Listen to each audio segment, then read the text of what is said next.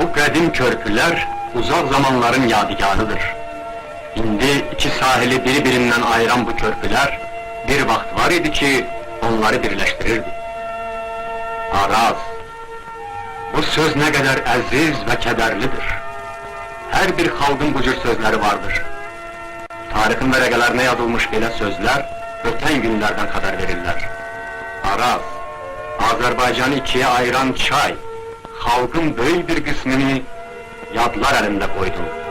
Ellər, aşıqlar səni göz yaşı deyib çağırırlar. Köşkü balaban Araza baxar, Arazın suyu gözlərdən axar. Sahilləri bir-birindən ayıran məsafə o qədər azdır ki, çayın o tayında nələr olduğunu bu tərəfdən görmək olur. Bu, Arazın o tayıdır. Təbriz, Azərbaycan və İranın tarixində böyük rol oynamış qədim bir şəhər. Burada varlı və dəbdəbəli həyatla, yoxsul və dilənçilik həmişə birgə yaşamışdır.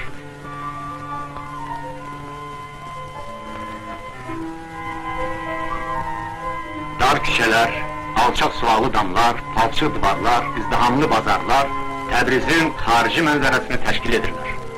Lakin bu şəhər öz şairləri, memarları, rəssamları və musiqi ustaları ilə məşhur olmuşdur. Qədimdə şairlər Təbrizin gözəllik və əzəmətini tərənnüm etmişlər. İndi isə Təbriz ancaq bir əyalət şəhridir. Ölkənin adi şəhərlərindən biri. İran Azərbaycanını həmişə dilənçi və məhkum görmək, onun varını, sərvətini qarət edib Tehrana daşımaq istəyənlərə də belə işıqdan məhrum, uçuq sökük bir Təbriz lazımdır. Miskin və dilənçi halına salınmış Təbrizə bax.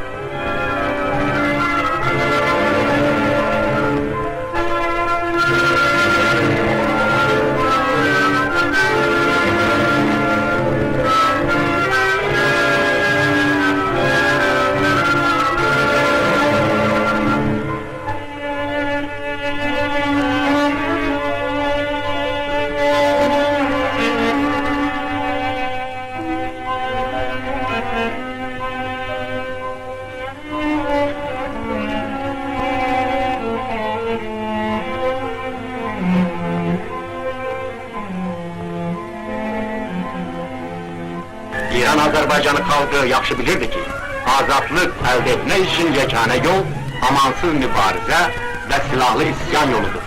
Odur ki, bütün kəndlərdə fədaii dəstələri təşkil olundu. 1945-ci ilin avqustunda ölkənin hər tərəfində miting və nümayişlər başlandı. Demokrat Firqəsinin görkəmli xadimlərindən biri, Ateşin Natiq, Azad Vətən, yorulmadan kəndli yığıncaqlarında danışırdı.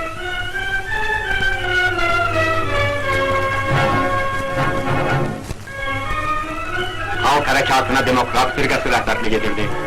Demokrat Firqəsinə pişəvəri başçılıq edirdi. Demokrat Firqəsi 1945-ci il sentyabr ayının 2-sində bir bəyannamə nəşr edərək bütün xalqı azadlıq və milli istiqlaliyyət uğrunda mübarizəyə dəvət etdi. Fədailər mübarizəyə başladı. Əlimizdə vuruşmalar zamanı çəkilmiş kino sənədləri yoxdur. Lakin bu vuruşmalarda iştirak edən və öz xalqı üçün qələbə qazanan insanlar bunlardır. Xalq qəhrəmanları, unudulmaz insanlar. Məhəmməd Agahı, İran ordusu zabiti, təyyarəçi, onun simasını yadınızda saxlayın. O, mübarizənin ilk günlərində Tehrandan uçub Təbrizə gəldi və fədailərə qoşuldu. Qocaman fədailər gənclərlə yanaşı durdular. Səttərxanın silahdaşı Qulam Əli də onlarladır. İndi burada hərbi təlim keçirilir, ordu hazırlaşır. Bunlar dünənə qədər hüquqsuz yaşayan, əzilən Ərdəbil, Sərab, Urmiya kəndləridir. Onlar hərbi qaydaları hələ yaxşı mənimsəməmişlər. Bir çoxları hətta tüfəng tutmağı da yaxşı bilmirlər. Lakin tüfəng tutmağı bilməyən bu qəhrəmanlar əskərlik vəzifələrini namus və şərəflə yerinə yetirdilər. Burada da hərbi təlim gedir. Bura adı dillərə düşmüş Qulam Yahyanın qərargahıdır. Qulam Yahya, onun adı çəkiləndə düşmənin canına vəlvələ düşür. Ulamiyədə kimi bir çox yiğitlərin rəhbərliyi altında vuruşan fədailər hər yerdə qalib gəldilər. 1945-ci il dekabrın 13-də axşam saat 8:30 dəqiqədə Tehran hökumətinin Təbriz qarnizonu təslim oldu. 3-cü İran diviziyasının komandiri General Rəxşanı Təbriz qarnizonunun təslim şərtlərinə qol çəkdi. Hükümət dəyişdi. Yeni Azərbaycan Milli Hüküməti yarandı.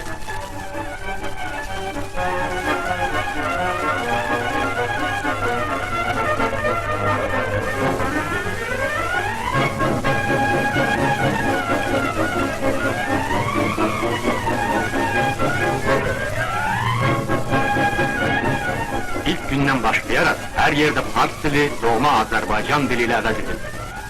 1945-ci il dekabrın 20-sində Milli Hükümətin birinci fərmanı imzalandı. Bu fərman Azərbaycanda Azərbaycan dilinin təsdiq edilməsi haqqındaydı. Nəhayət xalq öz ana dilində danışmaq hüququnu qazandı. Nəhayət qəzetlər ana dilində çap edildi. Milli Hükümət başçılarının şəkilləri onların səhifələrini bəzədi. Yeni Milli Hükümətin birinci icrası. Hükümət başçılığına peşəvəri seçildi. O öz demokratik əqidəsinə görə ömrünün 12 ilini Rıza Şahın zindanlarında keçirmişdi. Daxili İşlər Vəziri Doktor Cavid, Topraq Vəziri Doktor Mehtaş, Maarif Vəziri Şair Biriyə, Xalq Qoşunları Vəziri Kaviyan və Baş Vəzirin mavini Doktor Cahanşahlı. Hükümətin birinci tədbiri milli ordu yaratmaq oldu. Könüllülərin sayı gündən günə artırdı. Azad edilmiş xalq qazandığı hüquq və istiqlaliyyəti qorumaq üçün silah götürməyə tələsirdi.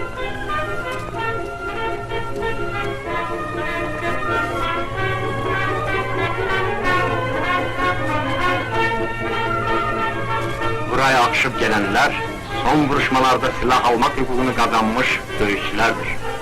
Onlar için bu silah müqəddəs və əzizdir.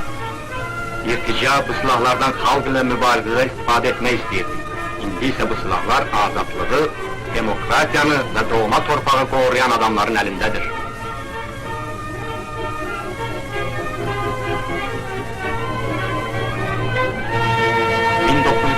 Ilin aprel ayında Təbrizdə kəndlilər qurultaya çağrıldı. Ölkənin hər tərəfindən nümayəndələr gəldi.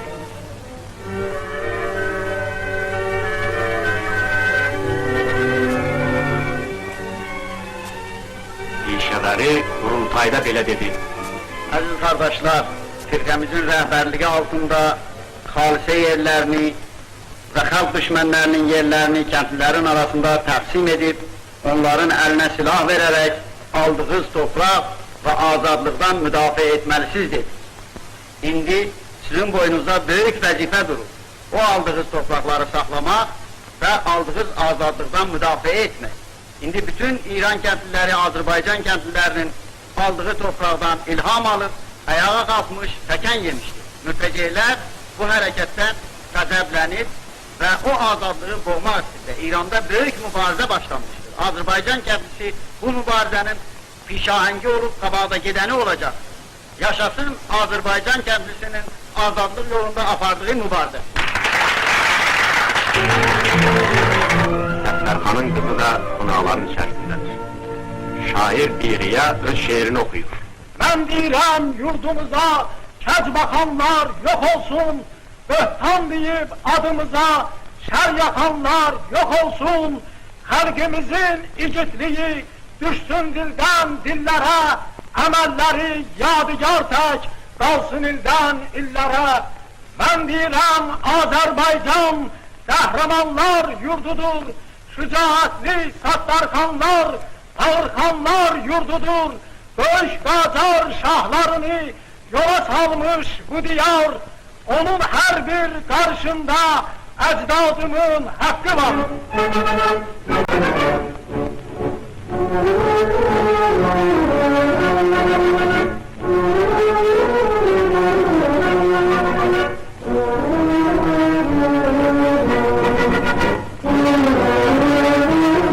Birinci dəfədir ki, Təbriz küçələri belə böyük xalq birliyinin şahidi olur. Bu qoca partizan uzun illərdən bəri birinci dəfədir ki, özünü bu qədər cavan hiss edir. Birinci dəfədir ki, geniş Səttarxan xiyabanı, xalqın bayramı, şənligi için darısqallıq edir. Keçmişdə bu xiyaban Pəhləvi xiyaban adlanırdı. Milli hükümət kurulan kimi, xalq ona Səttarxanın adını verdi. Adi iş günləri başladı.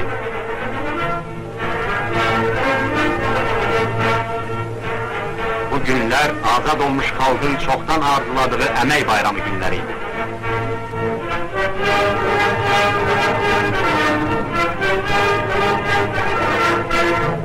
Herkes öz tədrizini gözəl, abad görmə yarısıyla çalışırdı.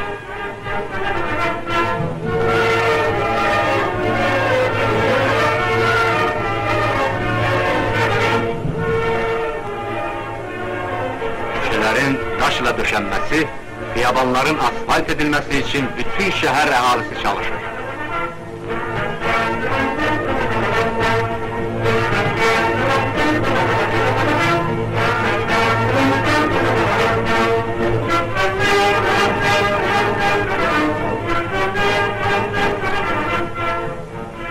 En kısa bir müddet içerisinde taş xiyabanlar asfalt ile örtüldü.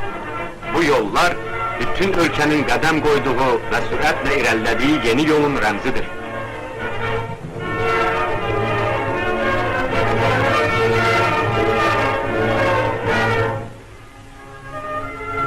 Aşıqlar İran-Azərbaycanı şəhərlərində yanmağa başlayan elektrik ışığına söz qoşurdular. İlk aylarda Sarab, Salmas, Miyana ve birçok başka şehirlerde elektrik stasyonları işe salındı.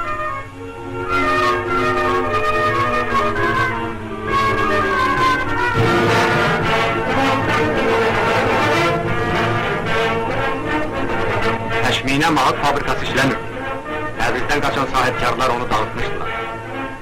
Onu işe salmaq için aylar lazımdı. Bölgədə isə şaxtalı qış günləri başlamışdı. Ordunu geyindirmək lazımdır. Azad əməyin gözəl qanunu vardır. Bir neçə ayda görüləcək işi bir həftədə və bir neçə gündə də görmək olar. 8 saat ərzində dəzgahlar işe salındı. Ordu mahud almağa başladı.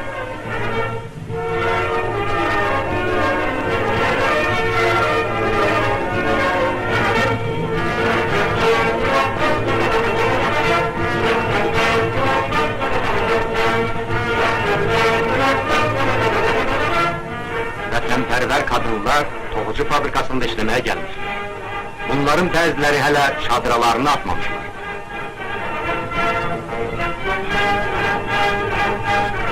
Bu toxucu fabrikası yenicə tikilmiştir.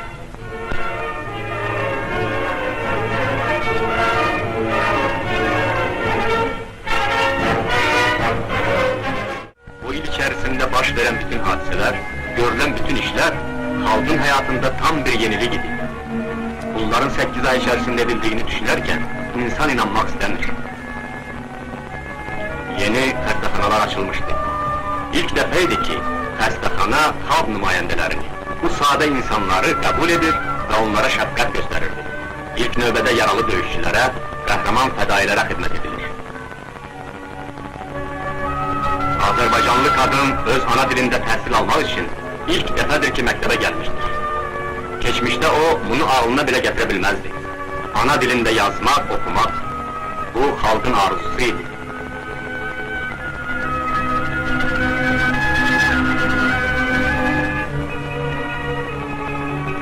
Bu A harfidir. Əlifbanın ilk harfi.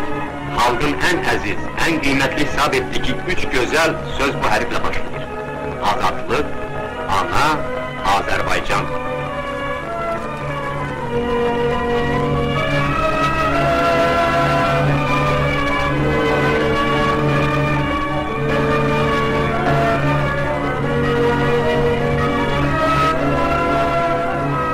Azadlık, bu kadınların əziz balalarına da öz dilində təhsil almaq imkanı verən yenə də azadlıqdır. Hələ bu yaxınlara dək Azərbaycanlı uşaqlar məktəbdə ana dilində danışdıkları için cəzalanırlar. Bugün ise onlar ana dilinde şair Biriyan'ın şiirini yazdılar.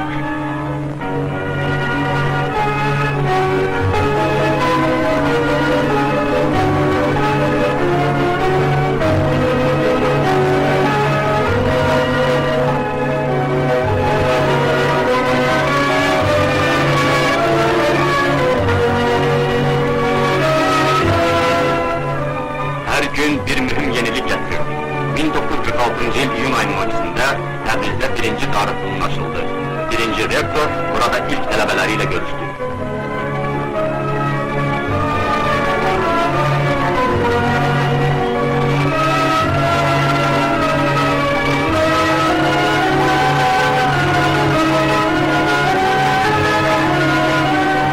Bu birinci ressamlık mektebidir.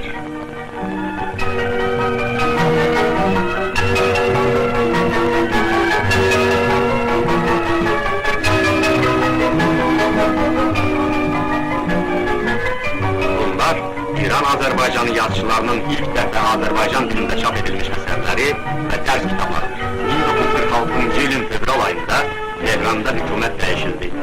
İran-Azerbaycanı hükümetinin tələbini görə Mərkəzi İran hükümeti danışığa girməyə və İran-Azerbaycanında həyata keçirilmiş milli demokratik islahatı təsdiq etməyə məcbur oldu. Azerbaycan Milli Hükümetinin tələbləri kabul edildi. 1946 yıl iyunun 12'sinde Təbrizdə müahidənamə imzalandı. Yeni Təbriz radyo stasyonu müahidənamənin məzmununu xalqa xəbər verdi. İran hükümeti Azerbaycan ordusunu İran ordusunun bir hissəsi kimi təsdiq etdi. Yeni torpaq kanunu kabul edildi. Azerbaycan'a öz milli gəlirinin 3'ünü bölgenin ihtiyaclarına sərf etmək için ixtiyar verilir.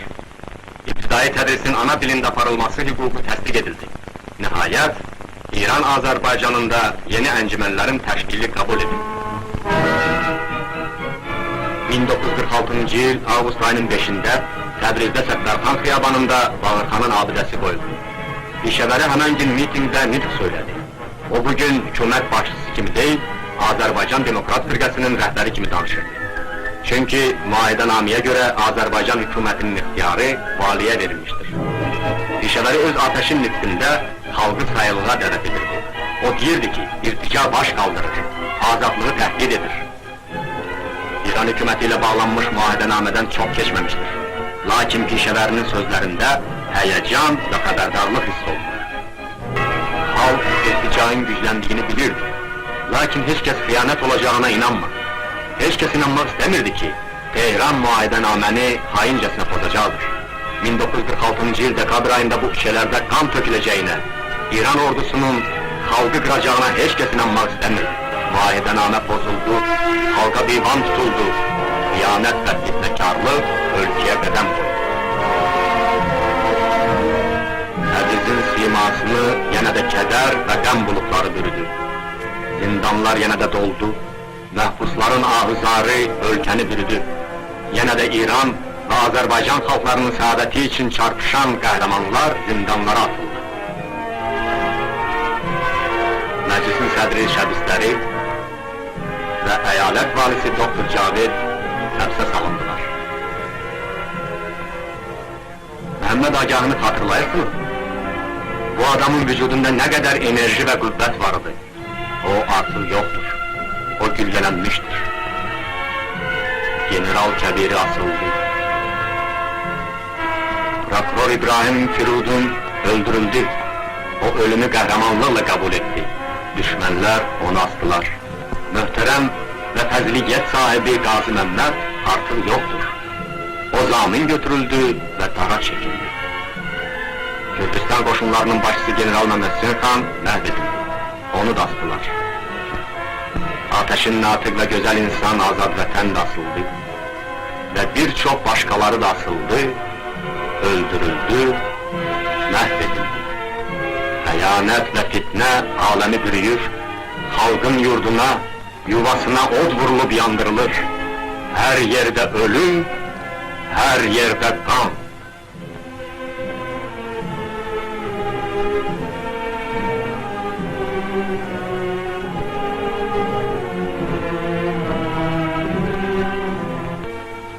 Bunların hamısı Arazın Rot ayında İran Azerbaycan'ında baş vermiş ve indi de devam etmektedir.